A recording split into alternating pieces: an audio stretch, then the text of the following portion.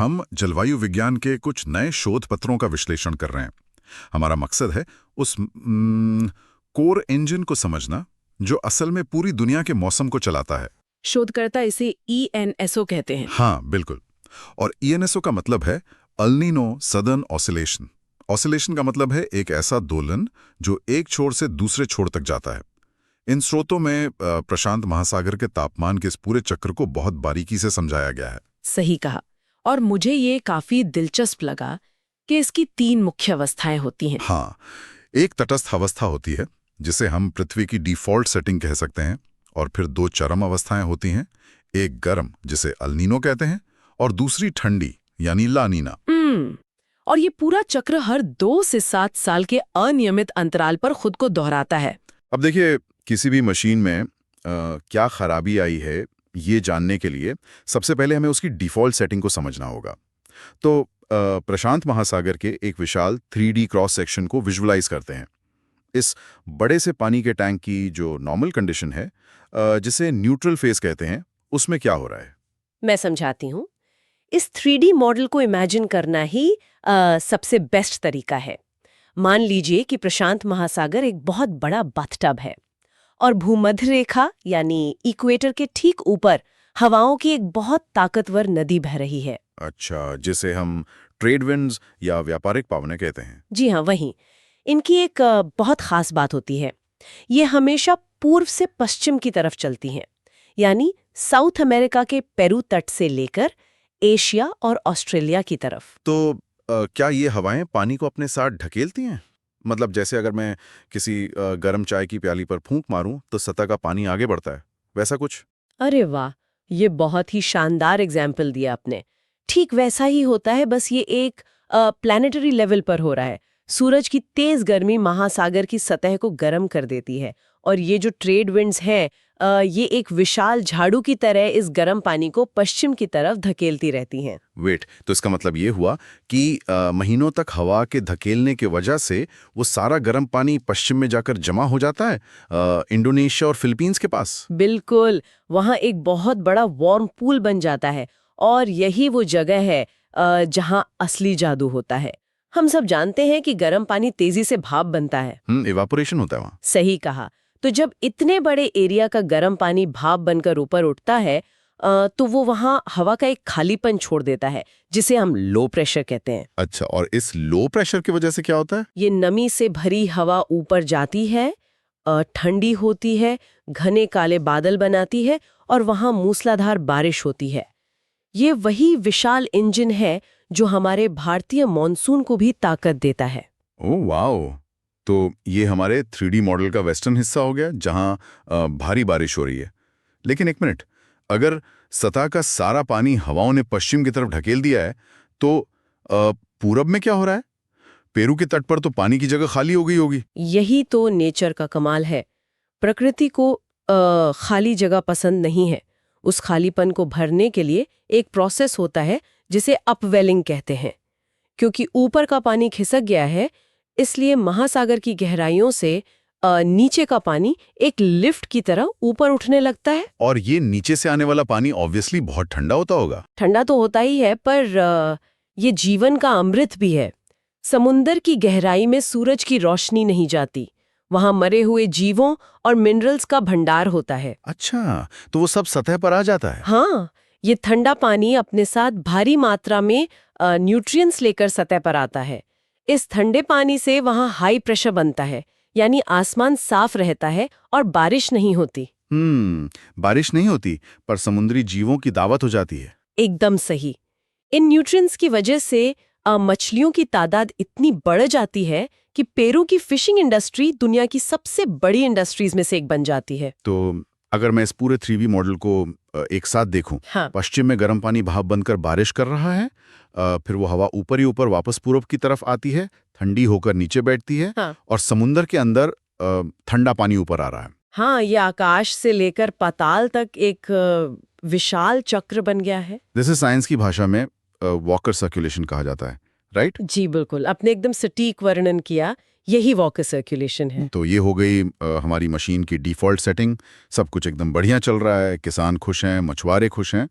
पर फिर प्रकृति इस 3D रिमोट का एक बटन दबाती है और सिस्टम हैक हो जाता है। हाँ, और यहीं से प्रॉब्लम शुरू होती है। वही कन्वेयर बेल्ट अचानक गड़बड़ा जाती है। तो जब ये एल नीनो आता है तो इस मशीन में आखिर टूटता क्या है?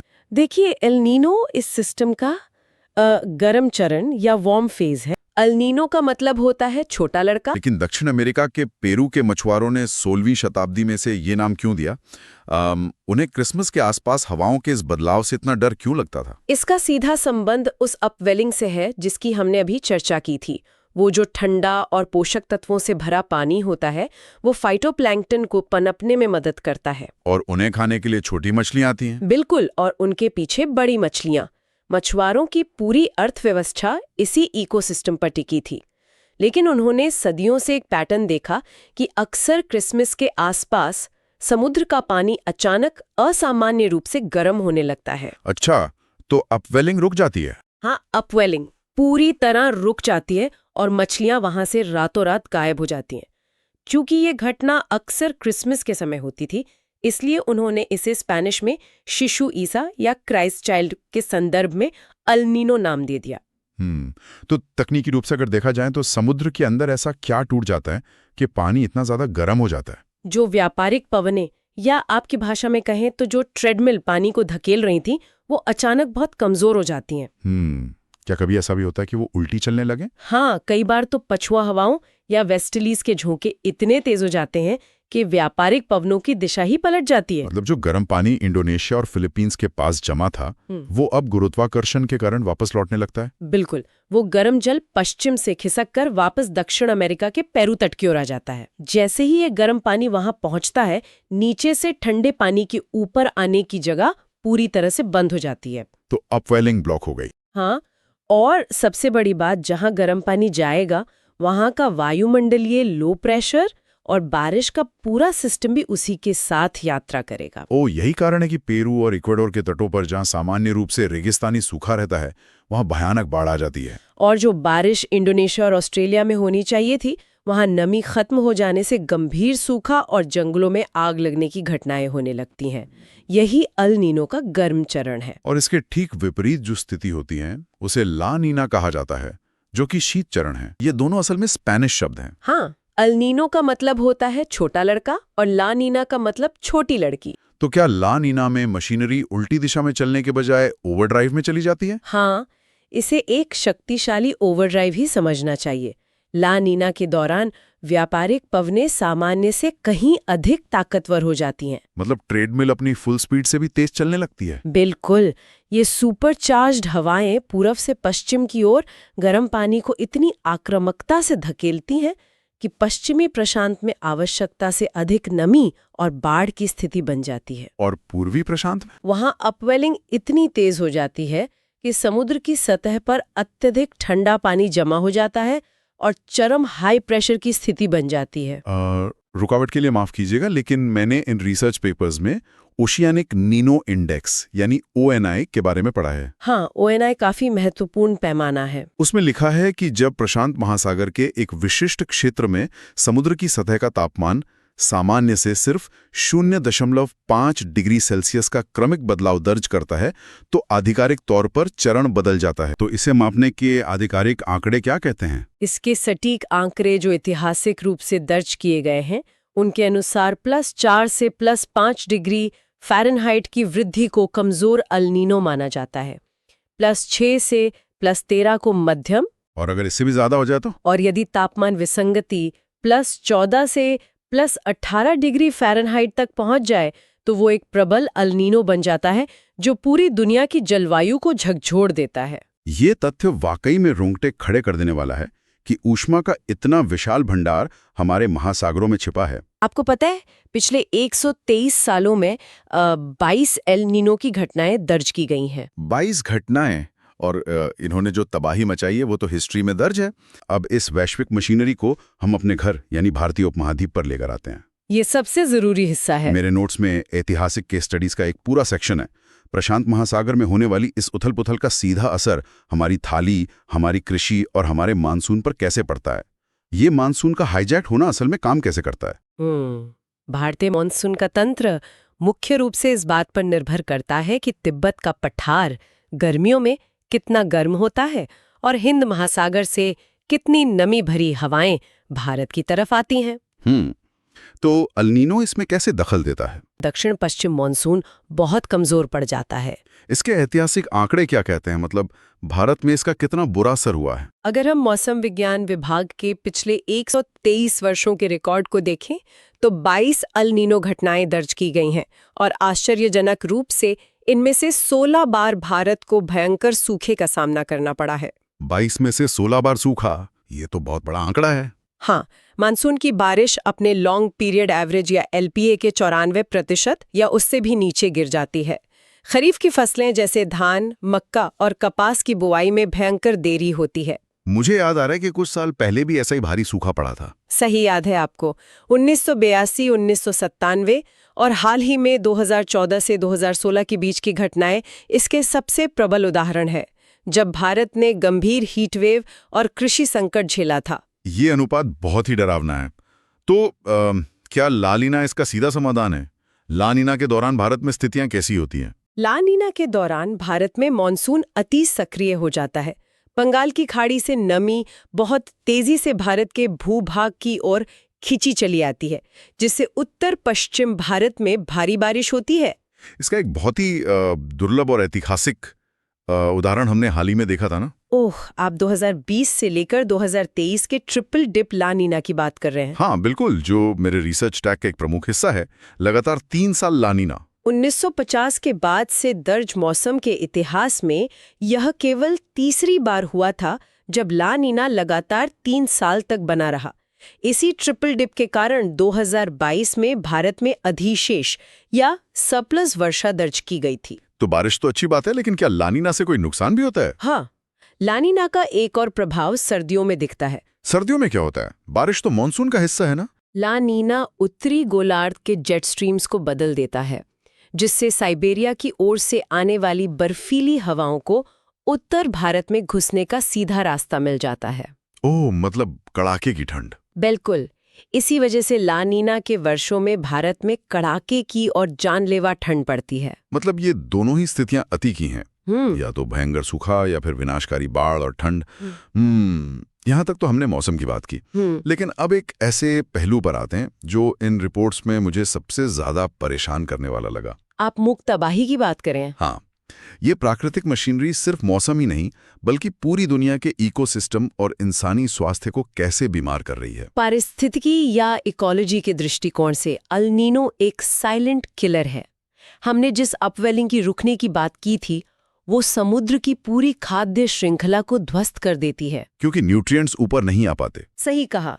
जब नीचे से पोषक तत्व नहीं आते तो फाइटोप्लैंक्टन खत्म होने लगते हैं। फाइटोप्लैंक्टन समुद्र के सबसे छोटे पौधे हैं जिन पर पूरी समुद्री खाद्य श्रृंखला टिकी है। मैंने एक रिपोर्ट में प्रवाल भित्तियों यानी कोरल रीफ्स पर इसके प्रभाव के बारे में भी पढ़ा था। कोरल ब्लीचिंग अल नीनो का सबसे क्रूर परिणाम है। कोरल्स के अंदर छोटे शैवाल रहते हैं जो उन्हें रंग और भोजन देते हैं, जिन्हें जूज़ैंथले कहते हैं। हाँ, जब समुद्र का तापमान अल नीनो के कारण बढ़ता है तो कोरल्स तनाव में आ जाते हैं और उन शैवालों को अपने अंदर से बाहर निकाल देते हैं, और इससे वो मर जाते हैं। हाँ, गंभीर अल नीनो वर्षों में प्रशांत महासागर के कुछ हिस्सों में 75% से लेकर 99% तक कोरल रीफ्स सफेद होकर नष्ट हो जाते हैं। 75 से 99%? ये तो महासागर के अंदर बसे पूरे के पूरे शहरों के तबाह होने जैसा है। और इंसानी स्वास्थ्य पर इसके सीधे असर को लेकर क्या तथ्य हैं? जब मौसम का पैटर्न बिगड़ता है तो बीमारियां फैलने का तरीका भी बदल जाता है। बाढ़ या अप्रत्याशित बारिश के बाद रुके हुए पानी में मच्छरों की तादाद बेतहाशा बढ़ जाती है। हाँ, जिससे वेक्टर जनित बीमारियां बढ़ती होंगी। बिल्कुल। भारत और ब्राजील जैसे देशों में एल नोनियो के वर्षों में डेंगू और मलेरिया के मामलों में भारी उछाल देखा गया है। अफ्रीका के सोमालिया में अत्यधिक बारिश के कारण रिफ्ट वैली फीवर जैसी गंभीर बीमारियां महामारी का रूप ले लेती हैं। इसी स्वास्थ्य वाले सेगमेंट में मुझे एक बहुत ही अजीब केस स्टडी मिली थी, कवासाकी रोग। इसका सीधा संबंध प्रशांत महासागर की हवाओं से जुड़ा गया है। हवाएं किसी बीमारी को एक महाद्वीप से दूसरे महाद्वीप तक कैसे ले जा सकती हैं? विज्ञान ने ये प्रमाणित किया है कि प्रशांत महासागर के क्षोभमंडल या ट्रोपोस्फियर की हवाओं के पैटर्न में अचानक होने वाले बदलाव कावासाकी रोग को ट्रिगर करते हैं। ये हवाएं लाती क्या हैं अपने साथ? हवा की ये तेज धाराएं मध्य एशिया से कुछ विशिष्ट कवक कणों यानी फंगल स्पोर्स या विषाक्त पदार्थों को उड़ाकर प्रशांत महासागर पार कराती है और सीधे जापान और अन्य देशों तक पहुंचा देती हैं, जिससे वहां के बच्चों में ये गंभीर सूजन वाली बीमारी फैलती है। ये इस बात का सबूत है कि हमारी पृथ्वी पर सब कुछ कितनी गहराई से जुड़ा हुआ है। अब मैं एक बहुत ही तकनीकी और नए शब्द बनाना चाहता हूं जो आज के जलवायु विज्ञान में काफी चर्चा में है, एल नीनो मोडोकी। ओह हाँ, मोडोकी। ये एक जापानी शब्द है जिसका मतलब है समान लेकिन अलग। तो ये मोडोकी पारंपरिक एल नीनो से अलग कैसे हैं? देखिए, पारंपरिक एल नीनो में जो महासागर की गर्माहट होती है वो पूर्वी प्रशांत महासागर में यानी पेरू के तट के पास केंद्रित होती है, लेकिन मोडोकी में ऐसा नहीं होता। तो मोडोकी में पानी कहाँ गर्म होता है? मोडोकी में पानी की सबसे अधिक गर्माहट तट पर नहीं बल्कि बिल्कुल बीच समंदर में यानी मध्य प्रशांत महासागर के नीलो 3.4 क्षेत्र में होती है और इसके दोनों तरफ पूर्व और पश्चिम में पानी अपेक्षाकृत ठंडा रहता है। अच्छा, मतलब बीमारी वही है, बस शरीर के दूसरे हिस्से में केंद्रित हो गई है। लेकिन जगह बदलने से क्या प्रभाव बदल जाते हैं? मेरे नोट्स बताते हैं कि इसका असर अटलांटिक महासागर के तूफानों पर पड़ता है। यही कारण है कि मोडोकी विसंगति अटलांटिक महासागर में विनाशकारी हरिकेन्स की आवृत्ति को अप्रत्याशित रूप से बढ़ा देती है। टॉपिक पे आने से पहले आप सभी के लिए एक क्वेश्चन है, एल नीनो के दौरान मुख्य रूप से क्या होता है? इसका आंसर क्या होगा, कमेंट में ज़रूर बताइएगा। हम अपने आज के विश्लेषण के सबसे महत्वपूर्ण और चिंताजनक हिस्से पर आते हैं, नया विज्ञान और जलवायु परिवर्तन। ये सबसे क्रिटिकल विषय है आज के समय का। मैंने जियोफिजिकल रिसर्च लेटर्स में छपे एक बिल्कुल नए शोध को पढ़ा जिसमें लवणता यानी नमक को लेकर एक चौंकाने वाला दावा किया गया है। नमक कैसे पूरे प्रशांत महासागर के तंत्र को पलट सकता है?